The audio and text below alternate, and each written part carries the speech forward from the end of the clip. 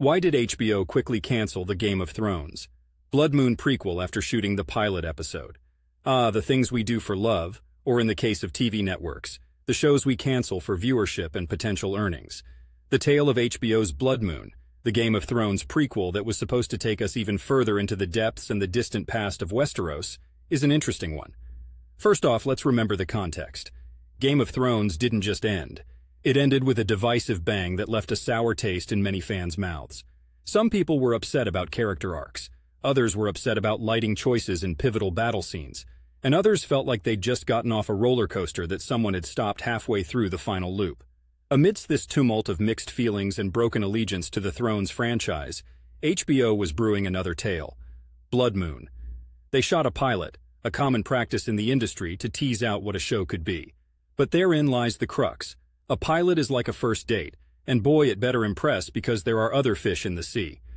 Without revealing too much inside baseball, HBO's decision to cancel Bloodmoon after the pilot reportedly costing $30 million had much to do with it not living up to the astronomical expectations set by its predecessor.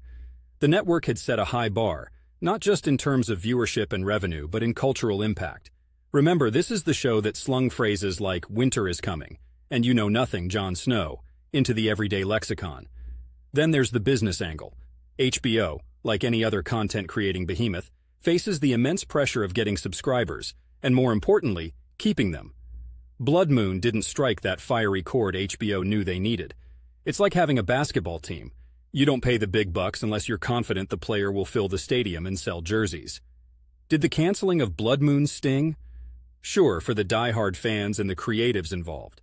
But it's not like HBO was spooked out of the Targaryen lineage entirely. No, they doubled down and gave us House of the Dragon, which, I might add, spared no expense in reminding us where it came from, and more crucially, where it planned to take us. Being in Portland, Oregon, we're all about those grassroots startups, so I felt for the Bloodmoon crew. But the entertainment industry is not always that forgiving or adventurous. Instead, they bet on a sure-thing lineage over a roll of the dice. In essence, HBO decided that Bloodmoon wouldn't carry the torch in a way that would keep the embers of the Game of Thrones phenomenon burning hot enough. And they might have been right, considering the buzz House of the Dragon generated returning fans to the flock with promises of fire and blood in a lineage they'd already perched themselves onto. Shows come and go like the changing seasons here in the Pacific Northwest, but the tales, or tales not told, of Westeros league on.